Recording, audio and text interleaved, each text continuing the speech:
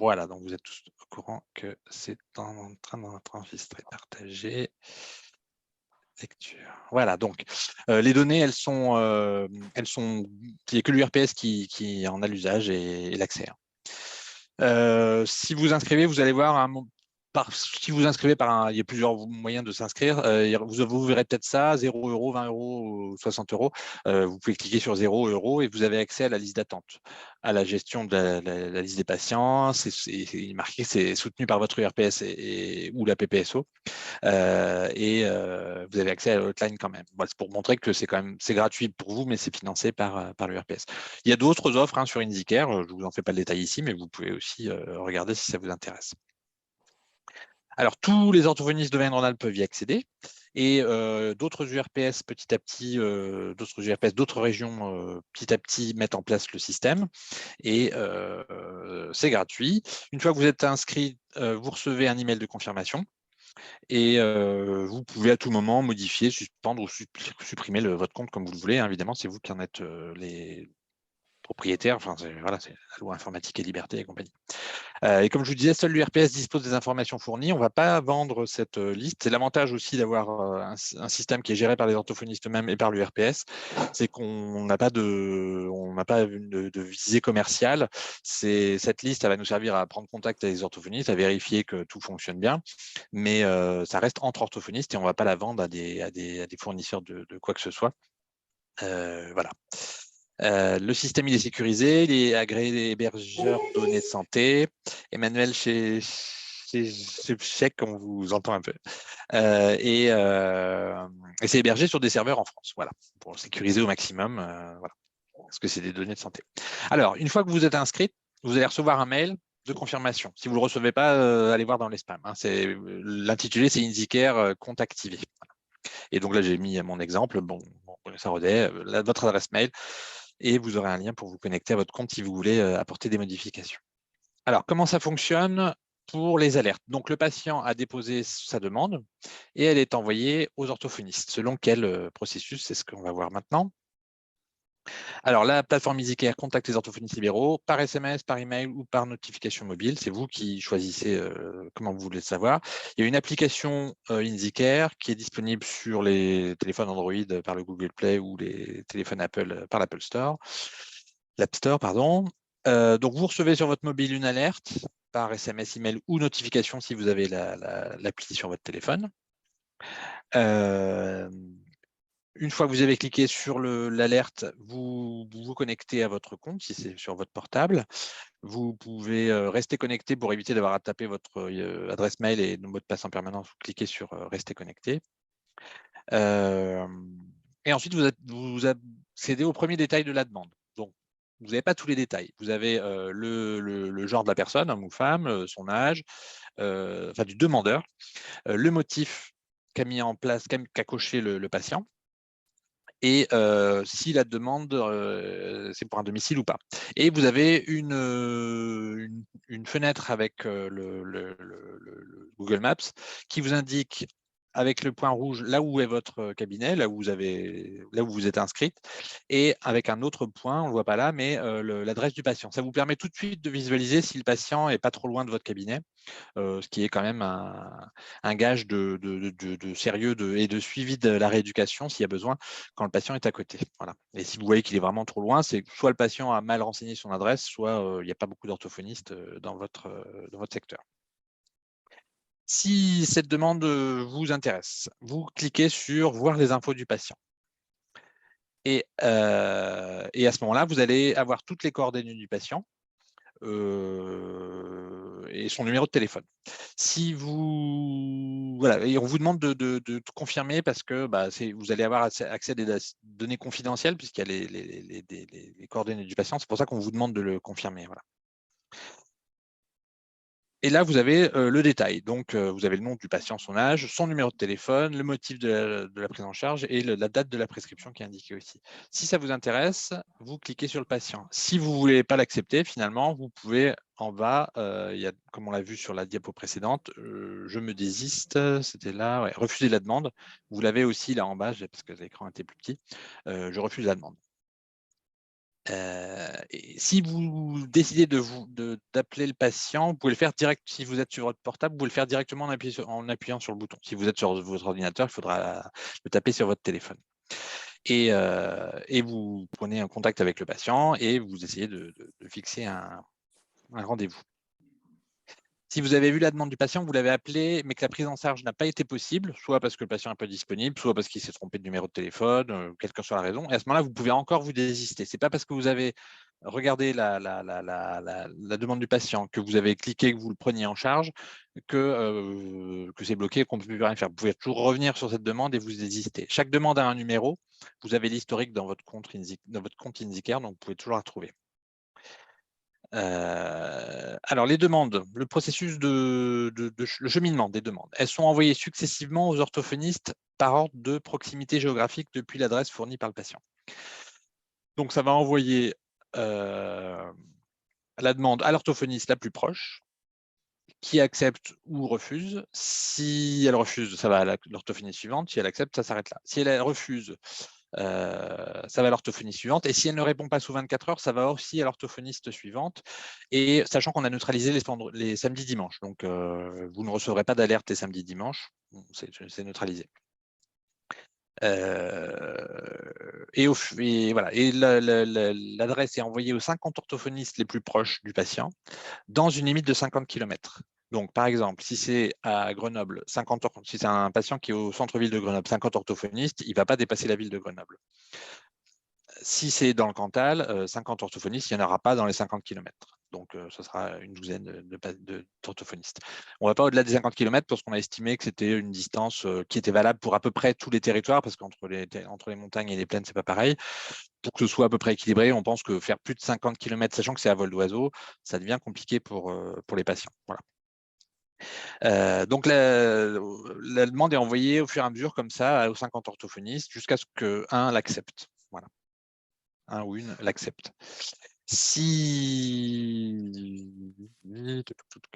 vous refusez, quand vous recevez sur votre téléphone la demande et que vous l'avez refusée, même si vous avez consulté les coordonnées complètes du patient, on vous demande le motif de refus. Il ne faut pas que vous trouviez ça intrusif, c'est qu'on en a besoin pour les statistiques. Pour le coup, c'est très intéressant pour l'URPS et le syndicat d'avoir accès à ces données parce que ça nous permet de savoir quelles sont les raisons. Les principales, c'est le manque de disponibilité, ou la demande est trop loin quand on estime que le patient ne fera pas cette distance-là. Ça peut être en dehors de mes horaires, mais là, comme on ne fournit pas les horaires, c'est un critère que vous n'allez pas accepter, sauf si vous avez contacté le patient et que finalement, ce n'est pas possible. Là, vous pourrez crocher, c'est en dehors de mes horaires. Je ne pratique plus ce soin si c'est du bégaiement et que vous ne sentez pas de prendre ce type de patient en charge. Hors secteur, ça, c'est un truc qui est plutôt pour les infirmiers, donc vous n'en occupez pas trop. Et autres, si c'est votre raison de refus n'est pas là-dedans, vous pouvez la remplir directement, vous avez 80 caractères. Et ensuite, vous confirmez votre refus et c'est envoyé à l'orthophoniste suivante. Si vous refusez la demande, vous avez la possibilité de renvoyer cette demande directement à un orthophoniste que vous connaissez. Vous êtes dans un territoire où, je sais pas, l'Allier, où il n'y a pas tant d'orthophonistes que ça.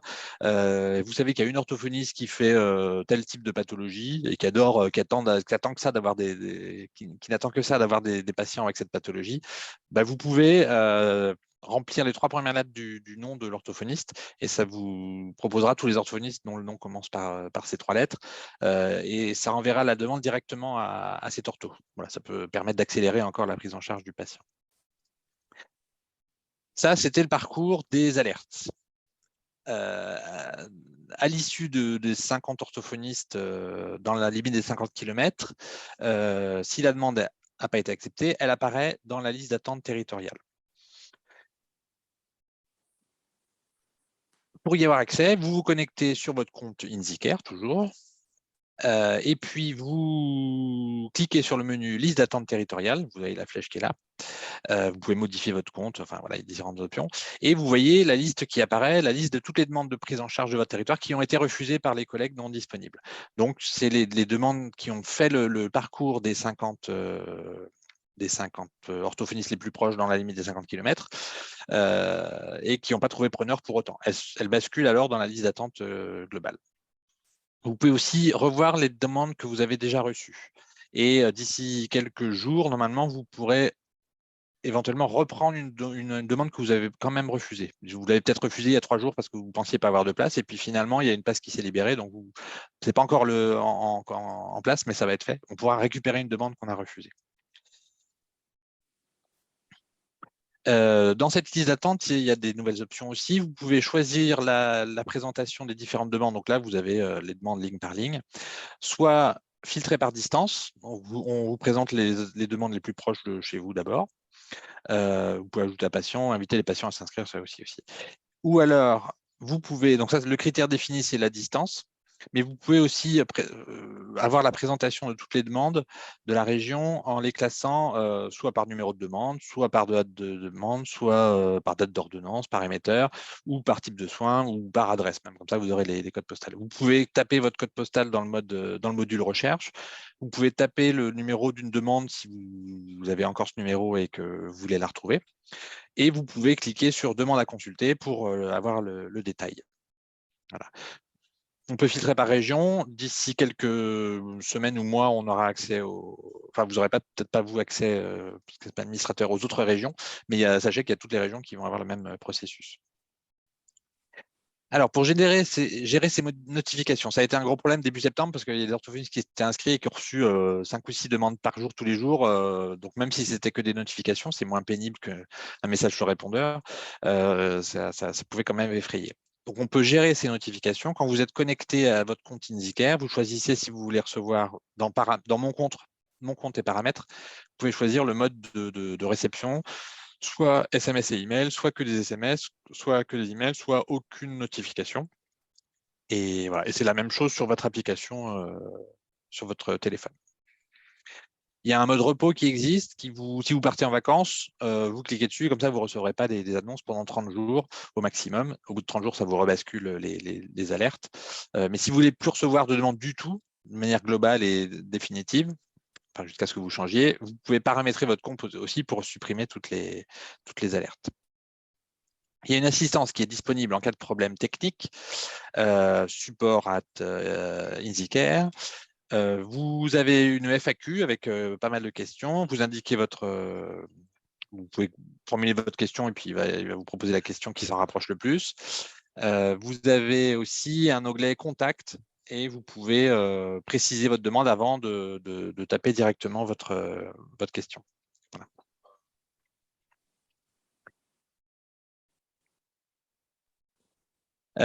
Les équipes du support, elles sont disponibles assez souvent parce que c'est fait pour les infirmiers, donc c'est pas que des horaires de bureau. Voilà, c'est aussi le samedi. Et c'est pour les difficultés techniques. Si vous avez des suggestions à faire, ce sera plutôt à écrire à l'URPS. Et voilà, donc j'ai rajouté cet onglet là, parce que depuis la dernière présentation, c'est les données actuelles, donc j'ai les données que j'ai récoltées tout à l'heure avant de participer à la réunion.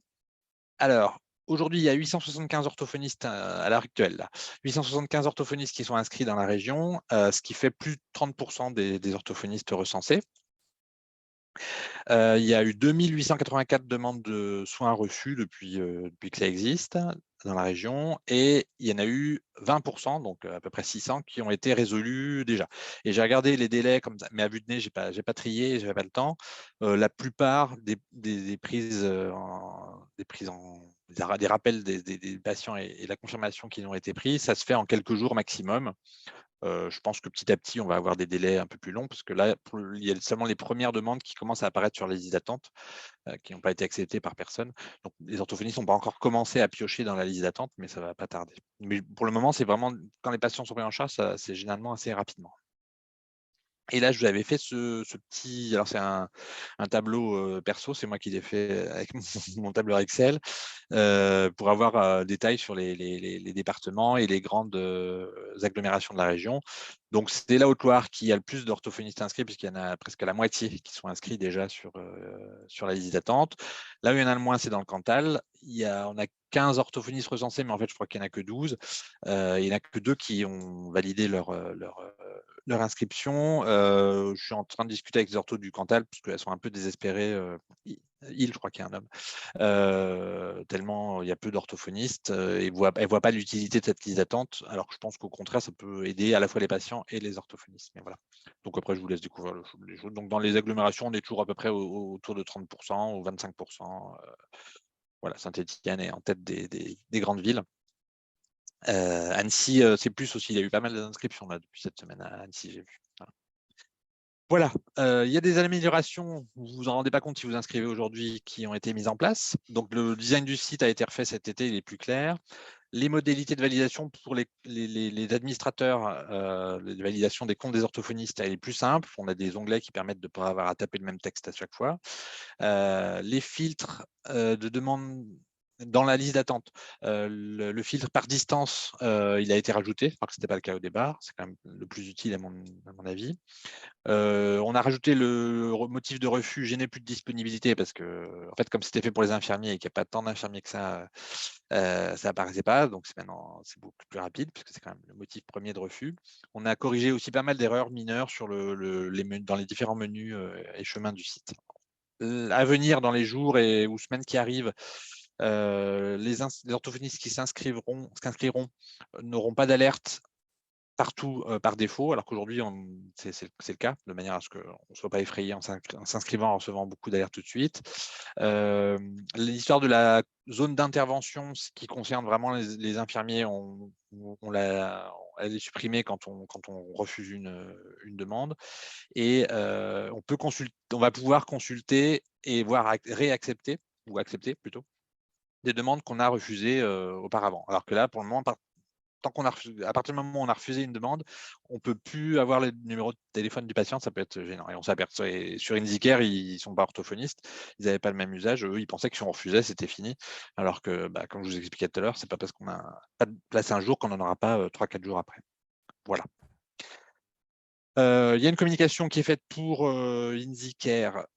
Depuis le mois de mai-juin, c'était auprès des orthophonistes pour avoir le plus d'orthophonistes inscrits. Il fallait un certain nombre pour que ce soit utile. Donc là, on est à plus de 30%. Il y a une communication qui commence à se faire vers les autres professionnels de santé. On va le faire aussi vers les professionnels du médico-social, du social, de l'éducatif. Et vers les populations cibles. Pour ça, c'est comme c'est des populations générales finalement, on cherche un partenariat avec des instances pour financer cette communication. La région devrait nous aider, peut-être des métropoles aussi ou des mairies, je ne sais plus. Enfin voilà. Les CPTS aussi sont déjà prévenus dès qu'on est en contact avec eux pour qu'elles utilisent cette liste d'attente. Et voilà, donc ça va se poursuivre. Et chaque jour, il y a des orthophonistes nouveaux qui s'inscrivent et des demandes qui arrivent. Voilà. Donc, Anne, si tu veux prendre la parole et rajouter des trucs. Merci. Non, j'étais en train de taper, mais du coup, je vais répondre à l'oral simplement pour répondre à des choses dans le chat. Donc, oui, en effet, l'ouverture aux patients, c'était à peu près le 1er septembre, mais il y a eu des demandes avant. Il y a eu un peu des bugs au démarrage. Voilà, ça a été disponible alors que c'était pas censé l'être. Du coup, ça a été plus disponible aux patients, puis redisponible. Voilà, mais voilà, le vrai démarrage, c'était pour le 1er septembre. Et puis, il y a une question, peu de patients renseignent des précisions sur leur demande. Peut-on envisager de rendre la rubrique obligatoire pour faciliter le pré-tri? Voilà, je pense que tout le monde ne mettra pas les mêmes choses. Je pense qu'à ce moment-là, vous pensez certainement à des choses précises. Et si en tout cas, l'idée, enfin, il y a des choses, des précisions qui ont été discutées et l'idée, c'était de faire quelque chose, le plus simple possible par rapport à l'accès, voilà, à ce genre de questionnaire, à la population, en général et aussi pour, au minimum, le but, ce n'est pas de créer, des filières de soins, voilà, donc ça voilà, à ce jour, ça n'a pas été retenu. Cette liste d'attente commune, même si elle est en place, c'est pas expérimenté, on va dire sur un petit territoire, mais c'est quand même un peu une expérimentation. Enfin, c'est la première fois que c'est lancé. On est la première Première région région. à l'avoir démarré en plus. Le but, ce sera, voilà, il y a déjà des modifications là, comme vous le disiez, Bruno, et puis c'est de voir à l'usage si en effet la forme est pertinente ou pas. Mais sur certaines choses comme justement le détail demandé, etc., on s'est dit qu'il fallait utiliser le dispositif tel qu'il existait à un certain moment pour pouvoir en tirer des conclusions et peut-être le modifier plus tard. Enfin, voilà, le but, c'est pas de jamais y toucher. Mais Euh, peut-être qu'effectivement, le rendre obligatoire, parce qu'en fait, il y a quelques demandes qui n'ont pas de motif du tout. Et c'est vrai que le rendre obligatoire, ça serait peut-être pas mal de manière à ce qu'on sache de quoi il s'agit. C'est à voir. Parce que j'avais pas réalisé que c'était pas obligatoire, en fait. Donc, c'est une idée. Alors, les alertes pour confirmation, inscription après 2 mois aux patients seront envoyées par mail, SMS, les deux. Alors, il me semble que c'est les deux. Je ne sais pas, Bruno, si tu Pardon, peux j'étais en train de confirmer. lire, excuse-moi. Les confirmations d'inscription sur la liste d'attente après 2 mois pour les personnes qui n'auront pas eu de réponse à leur demande, est-ce que ce sera par mail ou SMS ou les deux? Je crois que ce sera les deux. Ouais, je crois aussi. Voilà. Juste, j'avais une question. La première, c'était trop loin ou hors secteur. C'est dans les motifs quand on refuse une demande. En fait, c'est trop loin. Hors secteur, c'est vraiment pour les infirmiers parce que les infirmiers ont un secteur qui font quasiment que des domiciles. Ils ont vraiment un secteur défini. Donc, c'est plutôt pour les infirmiers. Bon, si vous cliquez hors secteur, on comprendra que c'est trop loin. Mais c'est vraiment le trop loin qui est le plus utile pour les orthophonistes. Mm. Alors, serait-il possible de voir quels sont les orthophonistes inscrits sur la liste d'attente commune également dans notre secteur? Alors, c'est une question qu'on a eu déjà souvent. L'objectif, c'est voilà, pas forcément pour les orthophonistes de savoir qui fait quoi. Après, j'imagine que c'est peut-être pour l'adressage à une collègue que ça peut être intéressant. Pour l'instant, voilà, c'est pas quelque chose qui a été envisagé, mais voilà, je pense que ce sera peut-être possible éventuellement d'en rediscuter. En fait, le principal problème qu'on voit, c'est que, un problème, non, par rapport à ça, je pensais aux filières et plutôt à la question des soins qu'un orthophoniste accepte de faire. Voilà, ça a été posé plusieurs fois. Moi, je pense que c'est quelque chose qu'il faudra qu'on rediscute, qui n'est pas prévu pour l'instant, mais peut-être que ça pourrait être intéressant. Après, la question ne se pose plus si tout le monde s'y met. Comme ça, Voilà. voilà. Je propose qu'on alterne chacun une question, ça sera plus dynamique. Oui. Si on a refusé une demande, peut-on changer d'avis? J'ai l'impression qu'on ne peut plus accéder à la demande. C'est ce que je vous disais. Ouais. Jusqu'à aujourd'hui, c'est encore le cas. Quand on refuse, on ne peut plus accéder à cette demande. Indicare pensait que c'était normal. Nous, on s'est dit que ce n'était pas un problème, sachant qu'on n'a pas on manque pas de patients. Donc, d'ici quelques jours, hein, c'est ce qu'ils nous ont dit, d'ici quelques jours, on pourra accéder aux demandes qu'on a refusées. Voilà. Si une demande survient à un moment où on a une place, l'accepter signifie court-circuiter les gens sur la liste d'attente depuis plus longtemps. Ça, c'est un peu chacun sa façon de pratiquer, d'accepter les demandes selon ce qu'ils pensent et les priorités. Est-ce que vous choisissez de donner la priorité à certains types de patients ou pas, de ne pas vous poser la question, voilà. Il y a déjà des cabinets qui disent: moi, je ne fais pas de liste d'attente, c'est celui qui appelle en bon moment qui a une place.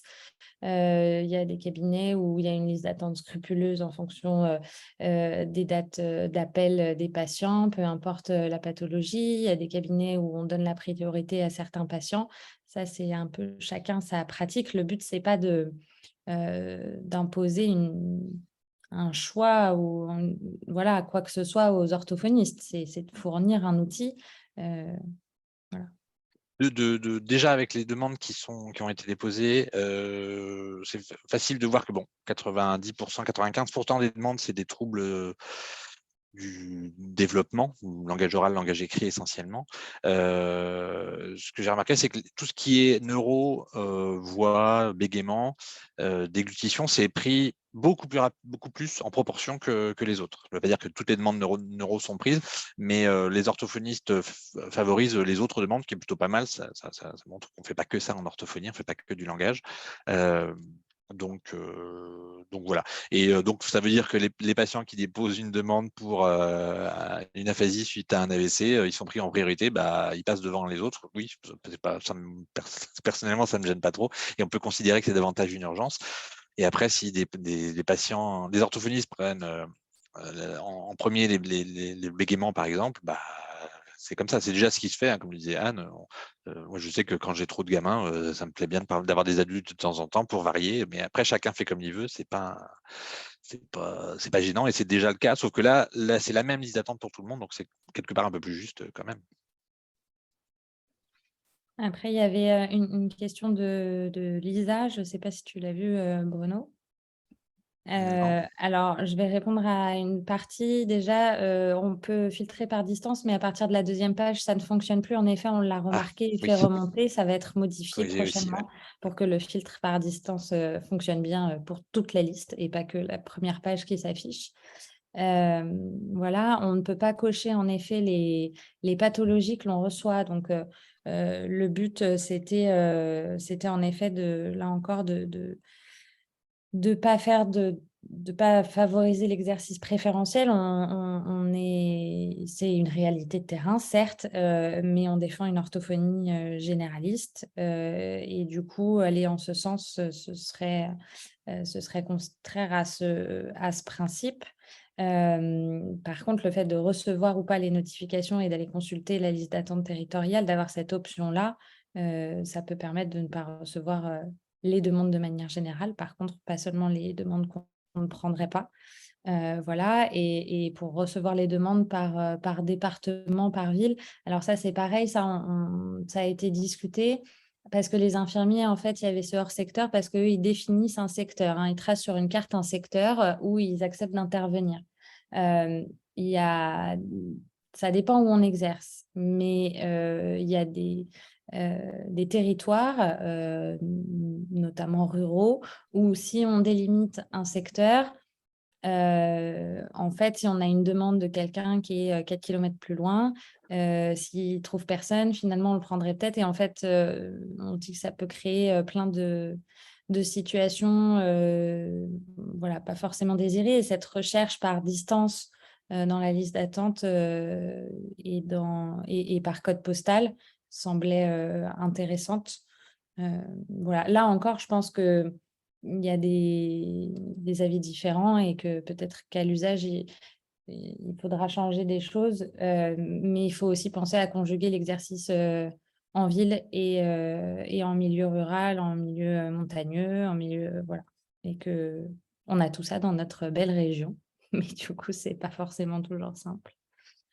Alors, il y avait une question, Voilà. serait-il possible de voir quels sont les orthophonistes inscrits sur la liste d'attente commune également dans les secteurs?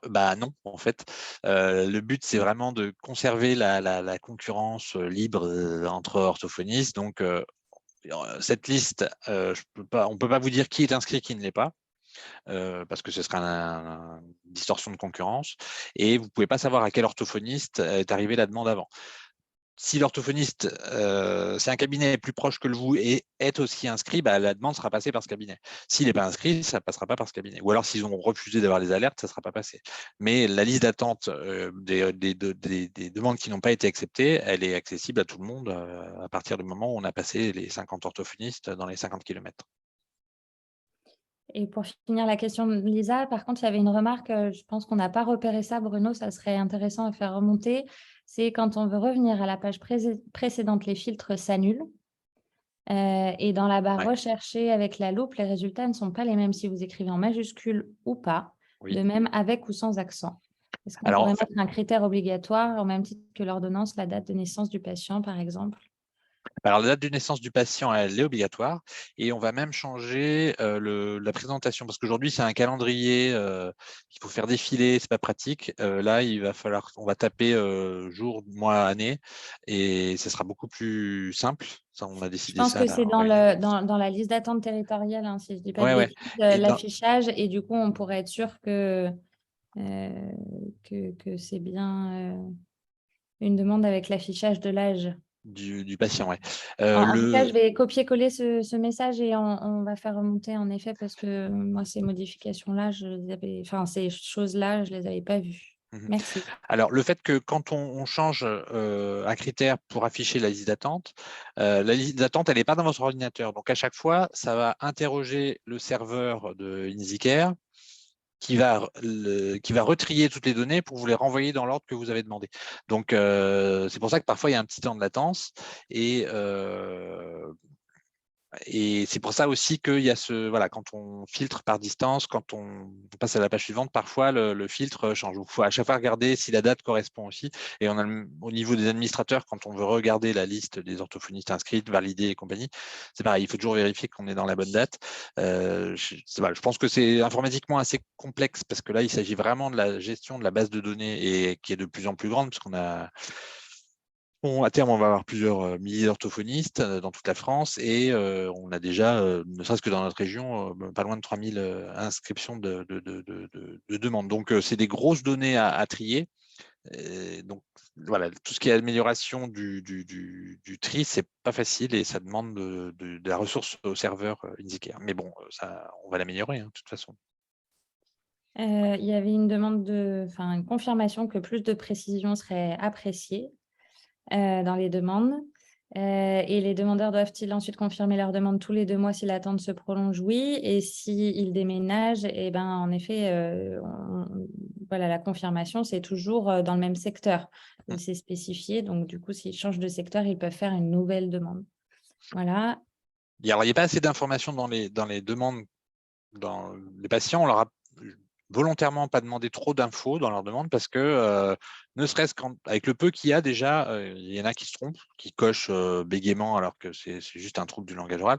Voilà, les patients, c'est pas des orthophonistes, c'est pas à eux finalement de caractériser vraiment leur demande, c'est à chaque orthophoniste. Donc les grandes catégories, ça permet quand même de baliser cette demande. Et si on en demande trop, il y a des tas de patients qui ne vont pas pouvoir répondre ou qui vont répondre à côté. Déjà, c'est pareil pour les orthophonistes. Je vois les inscriptions des orthophonistes. J'ai déjà reçu un relevé de téléphone dans les pièces justificatives. On n'est pas tous des experts informatiques. On est déjà des orthophonistes. Alors, les patients lambda qui s'inscrivent, ils ne savent pas forcément bien utiliser un ordinateur, ne savent pas forcément bien lire le français. Donc, plus on met d'informations à remplir, plus ça va être compliqué. Et la volonté, c'est vraiment que ce soit le plus simple possible.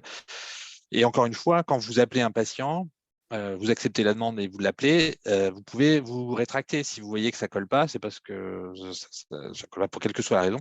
C'est pas un problème. Il sera remis dans la liste d'attente. Donc, ne vous stressez pas si en appelant un patient, vous vous rendez compte que ça ne colle pas. Et vous pourrez justement même lui proposer de repréciser sa demande si vous ne l'acceptez pas et qu'elle est remise dans la liste d'attente.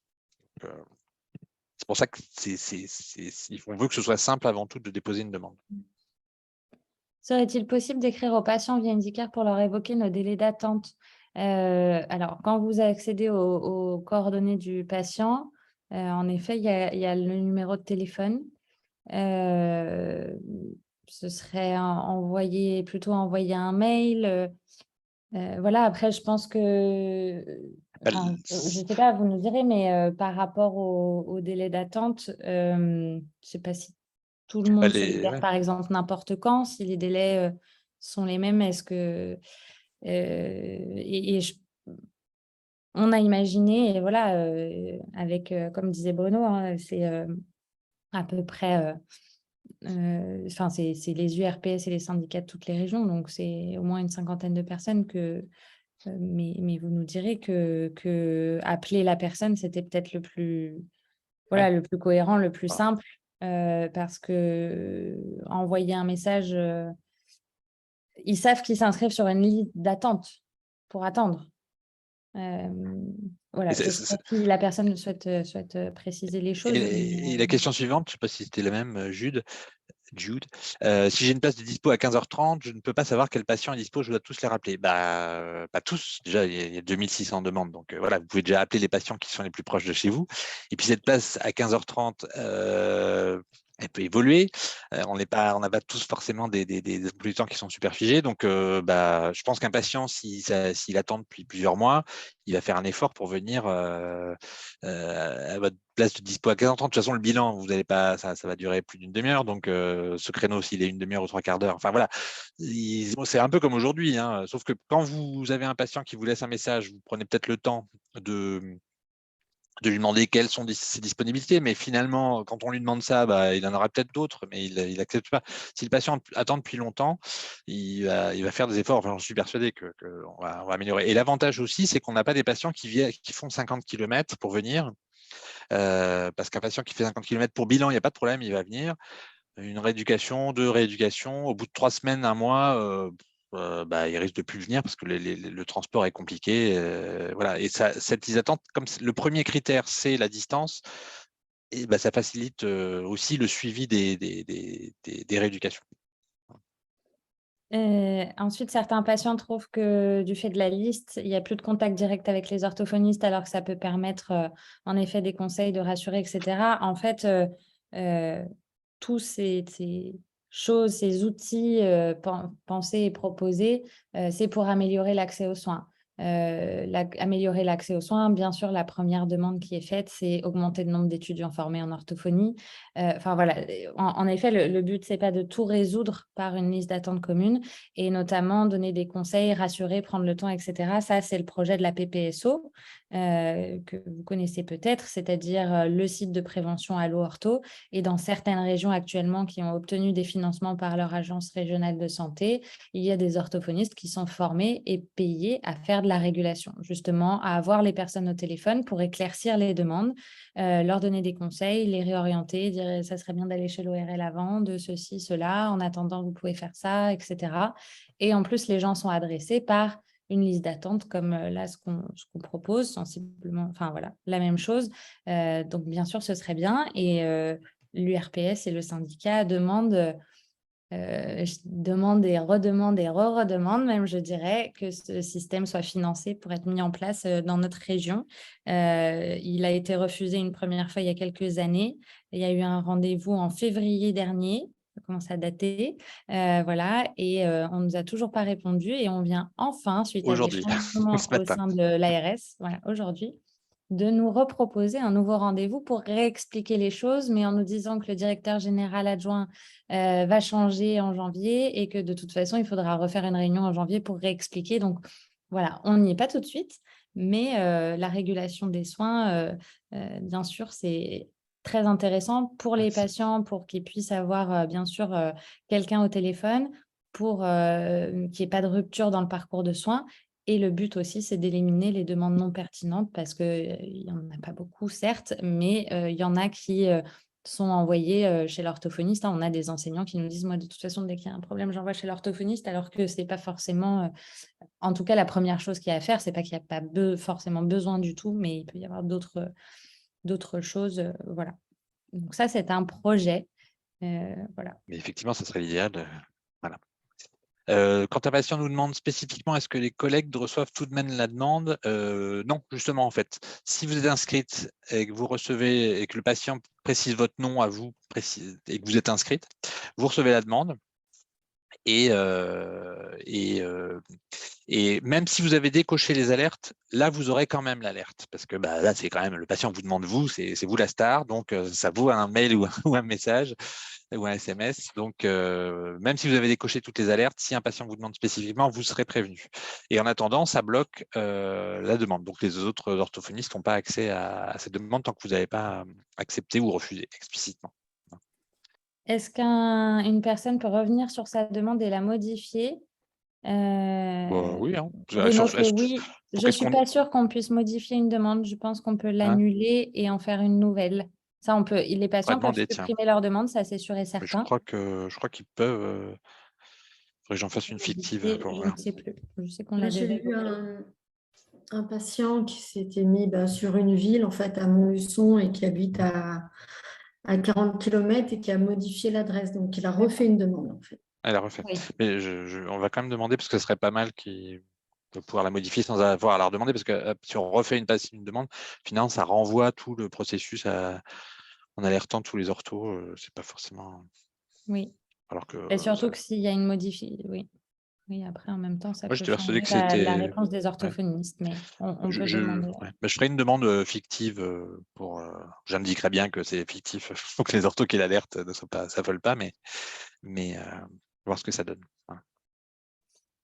Oui, alors les patients, du coup, c'est la personne Julie B. Tout à l'heure, je disais, voilà, est-ce qu'il y a des précisions qui a précisé que du coup, les patients s'inscrivent sur la liste, mais ils ne savent pas que ça peut être pour l'été prochain, par exemple, dans ce secteur. Non, en effet, après, en général, en tout cas, moi, des retours que j'ai eus de personnes à qui on n'avait pas parlé d'IndyCare, ils tapent sur Internet, en fait, comment trouver un orthophoniste et ils tombent du coup sur IndyCare après avoir appelé déjà en général des orthophonistes et avoir bien compris la situation. Voilà, et c'est pareil, les situations sont très différentes selon le territoire. Est-ce que, alors, moi, la solution à laquelle je pense éventuellement pour ce genre de choses, mais ça pourrait pas être directement par IndyCare parce qu'en effet, il y a trop de territoires différents et ce serait trop compliqué sur le plan technique, je pense, de dire sur ce secteur, on envoie ça, et cetera. En plus, il y a des orthophonistes qui partent quelque part, d'autres qui arrivent, enfin, voilà. Par contre, actuellement, comme données du patient, on n'a que le numéro de téléphone. Est-ce qu'on pourrait avoir l'adresse mail, par exemple? Non, on l'a aussi, Euh, je crois, quand ils je s'inscrivent. je crois pas. Ils Ah la non, mettent, l'orthophoniste là-bas, mais ils ont leur l'orthophoniste. compte, ouais. Je ne sais pas. On peut en tout cas se poser cette question et se dire qu'on en rediscute pour avoir une adresse mail à disposition si on veut envoyer un message. Voilà, on peut se le noter à discuter. Ouais, effectivement. Et puis en plus, je pense pas que ce soit si compliqué. Mais après, ça voudrait dire que chaque ortho envoie un message. Il ne faudrait pas qu'il y ait plusieurs messages qui soient envoyés aux patients, parce que chaque ortho envoie le même message en disant différemment. Donc, il faudrait que ce soit via la plateforme, de manière à ce qu'il y ait une trace de cet envoi, mais que ce soit possible, pourquoi Mais pas. un envoi pas automatique du coup. Oui, voilà, l'emploi automatique, c'est sûr. Ouais. À voir, ouais. Alors du coup, est-ce qu'il vaut mieux refuser les demandes euh, ou les laisser en attente et les contacter? Alors en fait, si du coup vous refusez la demande part immédiatement, dans les quelques minutes qui suivent, à l'orthophoniste qui est juste un petit peu plus loin. Si vous ne répondez pas, de toute façon, la demande va partir 24 heures après à l'orthophoniste qui est un petit peu plus loin. Donc, voilà, ça fait une petite différence temporelle, mais en soi, il n'y aura pas de grande différence. Et quand vous aurez de la place dans plusieurs mois, vous pourrez aller sur la liste d'attente territoriale, sur votre compte IndyCare, et voir et retrouver cette demande, que vous l'ayez refusée ou pas. Voilà. Et cette demande, les demandes, on peut les classer par date, etc. Donc, en effet, vous pouvez très bien utiliser le filtre date et du coup prendre la demande la plus ancienne, par exemple, dans un certain rayon. Enfin voilà, à vous de voir avec les filtres possibles ce que les demandes que vous souhaitez accepter. Dans le cas où un patient nous demande spécifiquement le délai de 24 heures pour la réponse s'applique-t-il? Je ne crois pas. C'est à vérifier.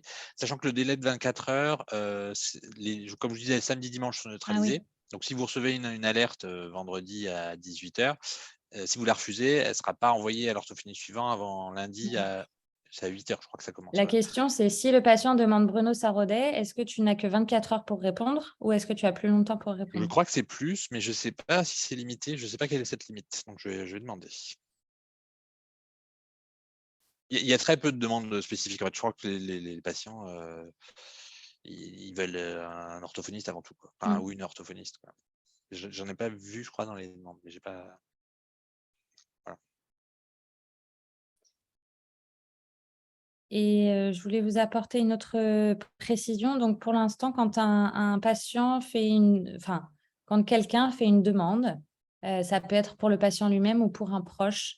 Il n'y a pas écrit autre professionnel de santé, ou en tout cas, on coche pour un proche et en vrai, on n'est pas un proche. Par contre, quand on a un compte IndyCare, on peut, en tant que professionnel, mettre un patient dans la boucle. Donc, bien sûr, si on fait ça, on s'engage à avoir demandé l'accord du patient pour transmettre ces données. Mais voilà, c'est des questions qu'on avait eues notamment par rapport à des personnes, par exemple, qui sont déjà sur des listes d'attente dans des cabinets, sur des tableaux Excel. Voilà, chacun se sert de cet outil comme il le souhaite, mais en tout cas, c'est une possibilité si les patients en sont d'accord. d'indiquer ses demandes en tant que professionnel de santé sur IndyCare pour qu'il soit mis dans la boucle de la liste d'attente. Ouais, il y a des orthos où j'ai rencontré un orthophoniste même, il n'y en a pas beaucoup, mais qui me disait: «Bah non, mais de toute façon, ça ne m'intéresse pas cette liste d'attente, j'ai encore, ma liste d'attente à écumer, et je verrai après». Je Honnêtement, je vois pas c'est pas un problème. Vous pouvez vous inscrire sur la liste d'attente en supprimant toutes les alertes et auquel cas, vous serez votre demande passera même plus par vous, donc elle ira directement à l'orthophonie suivante, donc ça va pas léser le patient, les nouveaux patients. Et puis si jamais, vous du jour au lendemain, vous rendez compte que tous vos patients, qui étaient sur votre liste d'attente ont déjà été pris ou ont déménagé, ou sont morts ou ont plus besoin d'orthophonie, je ne sais pas, bah, vous aurez directement accès à cette liste d'attente et vous la connaîtrez déjà, donc il y a aucun, c'est gratuit. Il y a pas de je vois pas de problème à s'inscrire de toute façon, et les alertes, on peut les supprimer si on veut. Donc même si vous avez encore des patients sur votre liste d'attente, que vous voulez pas les inscrire sur IndyCare, parce que vous voulez gérer votre liste à vous, en attendant que cette liste soit finie, vous pouvez quand même vous inscrire pour avoir accès, parce qu'il y a peut-être des pathologies. Vous avez fait une formation sur les conséquences ORL des Covid et vous aimeriez bien avoir des patients qui ont ces pathologies-là. Il n'y en a pas dans la liste d'attente. Bah là, vous serez prévenu s'il y en a un dans le coin tout de suite. Voilà, par exemple. Et est-ce qu'une campagne de communication est prévue à destination des médecins, PMI, etc.? Alors oui, en effet, l'URPS et le syndicat, on a rencontré Madame Fautra qui est en charge de la santé, on va dire, à la région. Donc, par ce biais-là, on a plein de demandes à lui faire et notamment, voilà, de la communication sur ce sujet. Et puis, je pense qu'en inter-URPS, Bruno, je te laisse. Voilà, c'est ça. J'en ai pas encore beaucoup parlé parce qu'on a déjà tellement de trucs. Mais en intérieur URPS, là, on était sur les autorisations de carburant, encore toujours un peu là-dessus. La création de l'intérieur URPS, enfin bref. J'en parle quand même à chaque fois dès que je peux. Là, aujourd'hui, j'avais une réunion avec avec 3 CPTS du Rhône qui se coordonnent et qui demandaient ce que les orthophonistes peuvent apporter, ce qu'eux peuvent apporter aux orthophonistes, enfin eux. Les CPTS peuvent apporter aux orthophonistes. Et cette liste d'attente, quand j'en ai parlé, il y en a qui en avaient déjà entendu parler. Ça intéresse vraiment tout le monde. Il y a un médecin généraliste qui était là, il était tout à fait content de pouvoir donner cette solution au patient parce qu'aujourd'hui, il expliquait que quand il voit qu'un patient a besoin d'orthophonie, bon, il fait la prescription, mais il dit au patient qu'il faut qu'il essaye plein de cabinets parce qu'il n'y a pas beaucoup de place et qu'il ne soit pas étonné s'il n'y a pas de réponse. Enfin, normalement, un médecin qui fait bien sa prescription, qui fait bien son boulot, il ne se contente pas de donner la prescription, il explique au patient que ce n'est pas très facile. Et je travaille à l'hôpital, quand on dit aux patients d'aller voir un orthophoniste en libéral, on leur dit bien que c'est pas facile, qu'ils insistent, qu'ils disent bien que c'est l'hôpital, qu'ils ont déjà été vus par un orthophoniste. Voilà, on leur donne des petits trucs pour que ça passe peut-être devant les autres. Ils pourront le faire sur IndyCare et les orthophonistes hospitalières qui inscrivent déjà leurs patients, avec les patients quand ils sont là, sur IndyCare directement. Comme ça, en plus, la demande est bien faite, bien rédigée dès le départ. Donc, on va faire des campagnes systématiques, mais pour le moment, voilà, on n'a fait aucune campagne auprès des patients pour le moment et on a déjà 2900 demandes qui ont été déposées. Il y a une telle demande que voilà, on peut encore temporiser, mais petit à petit, c'est de plus en plus connu. Mais il y a un flyer, je ne sais pas si vous l'avez vu, hein, un flyer pour la liste d'attente. Je peux vous le remettre là Il a été envoyé. rapidement dans la discussion. N'hésitez pas à le transmettre aux médecins avec lesquels vous travaillez, dans les structures, si vous faites des réunions dans des structures, etc. Donc oui, il était en pièce jointe exactement. Je vais le remettre si. Par quel moyen le patient doit-il confirmer qu'il est toujours en demande tous les 2 mois? Bah, on ne sait pas. Par email, ça c'est sûr. Peut-être par SMS aussi. On va demander à savoir parce que finalement, on n'a pas posé la question. En fait, comme ça fait 2 mois que c'est enfin, ça fait pas encore 2 mois d'ailleurs que c'est en application, que les patients peuvent s'inscrire. On n'est pas encore arrivé à l'utilisation de ce rappel au bout de 2 mois. Donc, ça va pas tarder. C'est pour ça qu'on n'avait pas posé la question de savoir comment le patient est prévenu. Par email, ça c'est sûr. Par SMS, peut-être aussi avec un lien vers le site. On va voir. Est-ce qu'il sera possible de supprimer définitivement de notre liste d'attente les patients qu'on a refusés pour alléger la présentation? Je pense que ça, c'est pareil, c'est une suggestion, on n'y a pas pensé. On pourrait le rendre possible, mais pas automatique, je pense, parce qu'il y a des secteurs où on peut avoir refusé la demande et 1 an après revenir dessus. Peut-être si la demande n'a toujours pas été acceptée par un autre collègue. Par contre, on pourrait choisir que de nous, par exemple, moi, je peux, enfin, à côté de demande refusée, on pourrait avoir un bouton, par exemple, je souhaite cacher cette demande, qu'elle apparaisse plus sur mon compte. Je ne sais Ouais, pas si c'est alors possible. c'est une fonctionnalité supplémentaire, donc ça me paraît pas plus dur. Mais sachant qu'elles sont classées par ordre on peut les classer par ordre d'arrivée. Les anciennes, elles seront à la fin, sur la 5 ou 6e page. Donc, Ouais. c'est pas Est-ce qu'elle personne n'a distribue- sa liste d'attente, en fait. C'est la même liste d'attente pour tout le monde. Donc, quand vous cochez sur les demandes les plus proches de chez moi, là, c'est la liste, elle est classée pour être le plus proche de votre cabinet. Mais c'est la même liste pour tout le monde, elle est commune. On n'a pas une propre liste d'attente. Donc, c'est pour ça que supprimer des listes d'attente pour les orthophonistes quand ils se connectent, à mon avis, au niveau logiciel, c'est quelque chose qui n'est pas évident. Et on a un prix qui est quand même pas trop cher pour cette liste d'attente par Indicare.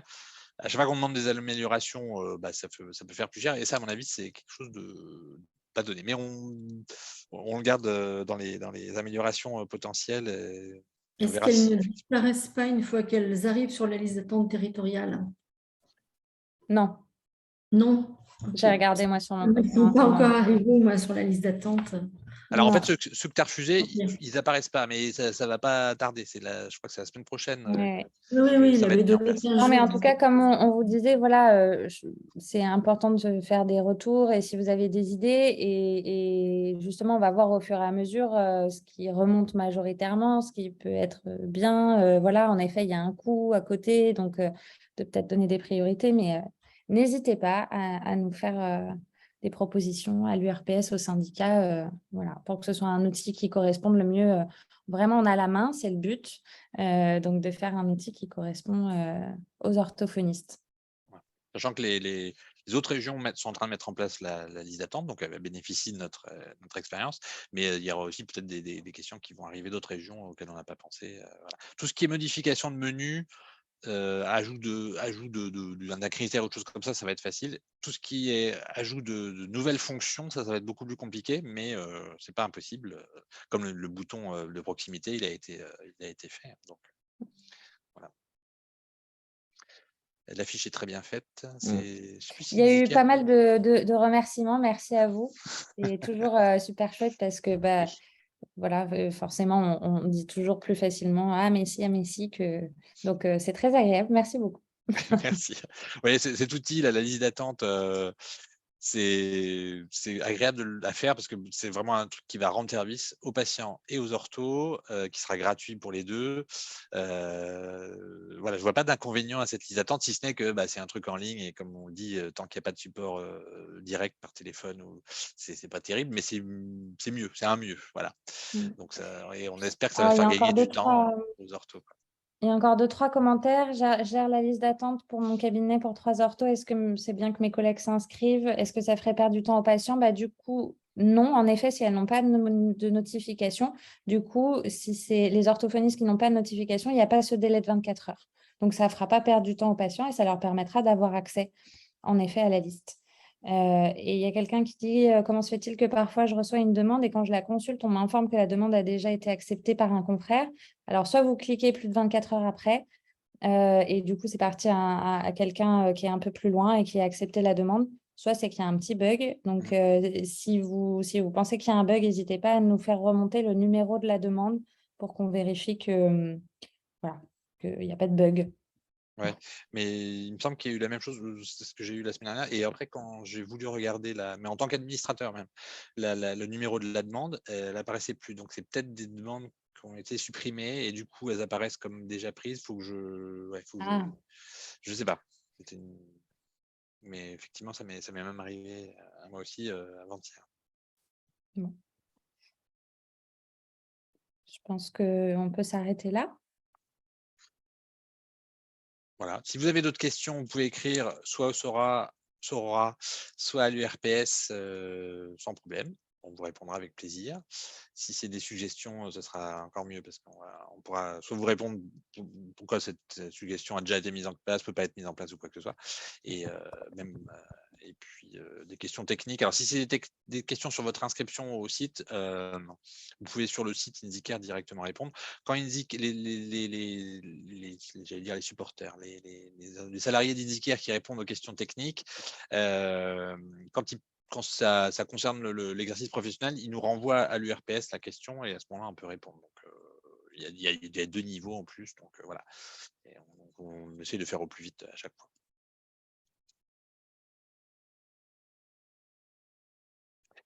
Pas d'autres questions? Bon, eh ben, c'est bon, on est 39, on a mis pile 1 heure comme on avait dit, pas plus. Comme ça, tout le monde va pouvoir aller Se coucher. dîner, se coucher ou prendre un bouquin ou faire ce qu'on veut, mais voilà. Je souhaite une bonne soirée à toutes et tous. Et puis, merci à tout le monde. Merci à Marie-Pierre Boyer, la secrétaire de l'URPS qui a créé la réunion de ce soir et l'a ouverte tout à l'heure. Et donc là, cette fois-ci, j'ai bien enregistré, donc on va pouvoir la mettre sur le site ou au moins le lien pour la télécharger. Et le diaporama, le nouveau là que j'ai fait, on va aussi le changer parce que sur le site, c'est celui de fin août. Et puis voilà, je pense que ça devrait aller. Et n'hésitez pas à en parler à vos collègues, aux patients, aux patients qui posent des demandes. Vous pouvez mettre sur votre répondeur que ça existe, même si vous répondez quand même aussi aux messages. Voilà. Merci beaucoup à toutes et Et j'en tous. profite juste Oui. une info pour les Auvergnats. Le 2 décembre à Clermont-Ferrand, des Murgéviens pour la soirée écran à cran. Donc, n'hésitez pas à vous inscrire parce que ça va vite se remplir. Ouais, voilà. Voilà. Le 2 décembre à Clermont. Ça avait eu lieu à Lyon À Aubière, avant le Covid. exactement. Ouais. Ça avait eu lieu à Lyon avant le Covid et on devait le faire à Clermont après. Puis bon, voilà. Donc, ça sera très bientôt à Clermont. Bonne soirée à toutes et tous. Merci. Et Bonne à bientôt. soirée. Au revoir.